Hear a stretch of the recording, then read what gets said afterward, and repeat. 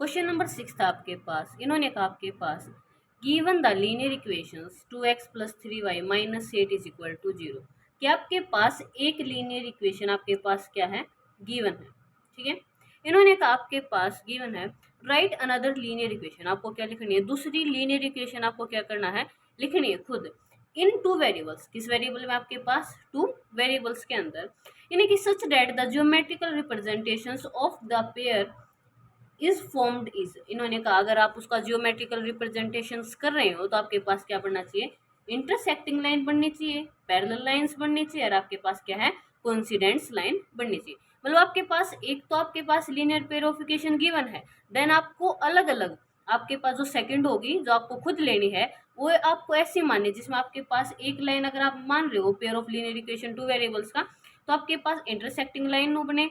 फिर आप दूसरा ले रहे हो तो आपके पास पैरेलल बने। जब आप तीसरा ले रहे हो तो आपके पास कोइंसिडेंस लाइन बने। देखिए फर्स्ट आपके पास 2x प्लस का 3y minus 8 is equal to 0। ठीक है, आपको पता है इंटरसेक्टिंग लाइन की जो कंडीशन होती है वो मेरे पास क्या होती है, a1 by a2 not equal to b1 by b2। कि आपके पास जो a1 बाय a2 होता है वो क्या होता है, not equal to b1 by b2 होता है। तो हम आपके पास जो सेकंड इक्वेशन लेंगे वो भी आपके पास कैसे होनी चाहिए कि आपके पास a1 by a2 not equal to b1 by b2। तो आप दोनों इक्वेशंस को जब आप कंपेयर करेंगे तो आप कह सकते हो कि आपके पास क्या होगी, इंटरसेक्टिंग लाइंस होगी। ठीक है, देखिए हमने मान लिया आपके पास इधर 4x minus 4y minus 16 is equal to 0। यहाँ पर आप अपनी मर्जी से कुछ भी मान सकते हो, पर आपके पास जो मान रहे हो वो उससे आपके पास a1 by a2 not equal to b1 by b2 होना चाहिए, आपके पास कंपलसरी है, वरना आप कुछ भी मान सकते हो। ठीक है, देखिए अगर मैं a1 की वैल्यू निकालूं मेरे पास कितने हैं, 2, b1 3, c1 कितने आपके पास -8, a2 की value 4, b2 -4, c2 is equal to -16। ठीक है, अब देखिए अगर मैं a1 बाय a2 मतलब 2 बाय 4, 2 1 जा 2, 2 2 जा 4। ठीक है, b1 बाय b1 की वैल्यू आपके पास 3, b2 की वैल्यू -4, निकट रहा तो आपके पास 3 बाय 4 ही रहेगा। c1 बाय c1 की वैल्यू -8 अपॉन -16। ठीक है, माइनस से माइनस, 8 1 जा 8, 8 2 जा 16, मतलब 1/2। अब आपको पता है कि जो a1 बाय a2 है वो not equal to b1 by b2 equal to c1 by not equal to c1 by c2 है। इसमें आपके पास a1 by a2 not equal to b1 by b2 है, तो आप बोल सकते हो कि आपके पास जो पेयर ऑफ लीनियर इक्वेशन होंगे आपके पास क्या होंगी, मेरे पास इंटरसेक्टिंग लाइंस होंगी। आपको यही बताना। ठीक है, सेकंड आपके पास पैरेलल। अब आपको पता है पैरेलल की कंडीशन क्या होती है, आपके पास parallel a1 by a2 equal to b1 by b2 but not equal to c1 by c2। कि आपके पास जो c1 बाय c2 वो नॉट इक्वल टू आना चाहिए। देखिए मेरे पास फर्स्ट है 2x प्लस का 3y minus 8 is equal to 0। अब देखिए a1 बाई a2 इक्वल होना चाहिए b1 बाई b2। देखो मैं इसी का स्केल लेती हूँ, 2 2 जा 4x, 3 2 जा 6y, पर इसको हम 2 की जगह 3 ले जाए, 8 3 जा 24 इज इक्वल टू 0। देखिए a1 आपके पास 2, b1 is equal to 3, c1 is equal to -8, a2 is equal to 4, b2 is equal to 6, c2 is equal to -24।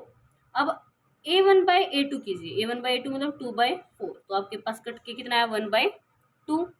b1 by b2 की वैल्यू 3/6 मतलब 1/2। अब c1 बाय c2 -8/24। देखिए minus से minus, 8 1 जा 8, 8 2 जा 16, 8 3 जा 24 मतलब 1/3। आपके पास ये दोनों तो इक्वल है, बट ये मेरे पास 1/3 के इक्वल नहीं है, तो आप कह सकते हो लाइन्स आर पैरेलल्स लाइन, क्या आपके पास पैरेलल लाइन्स।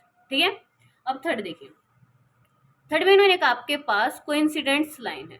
ठीक है, कोइंसिडेंट्स लाइन है। कोइंसिडेंस आपके पास क्या थे, a1 by a2 equal to b1 by b2 equal to c1 by c2। मतलब आपके पास जो तीनों की तीनों आपके पास क्या होती हैं, इक्वल होती हैं। एक तो आपके पास 2x प्लस का 3y minus 8 is equal to 0, और हमें खुद मानना है तो आप मान लो 2 2 जा 4x, 3 2 जा 6y, 8 2 जा 16 इज इक्वल टू 0। देखिए A1 की वैल्यू 2, B1 की वैल्यू 3, C1 की वैल्यू -8, A2 की वैल्यू 4, B2 की वैल्यू 6, C2 की value -16।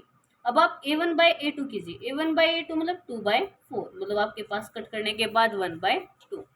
B1 by B2, B1 by B2 मतलब 3/6 इज इक्वल टू 1/2।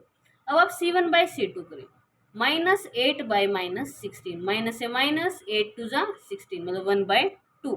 तो आपके पास जो A1 बाई A2 है, A1 by A2 equal to B1 by B2 equal to C1 by C2।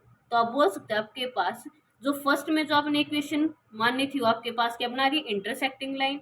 Second में जो आपने मानी थी वो आपके पास क्या बना रही है, पैरेलल लाइंस। और जो थर्ड में आपने मानी वो आपके पास क्या बना रही है, कोइंसिडेंस लाइन बना रही है। बस यही बताना था आपको। ठीक है, आइए अब तो समझ में आ गया आपको सभी को अच्छे से। ठीक है।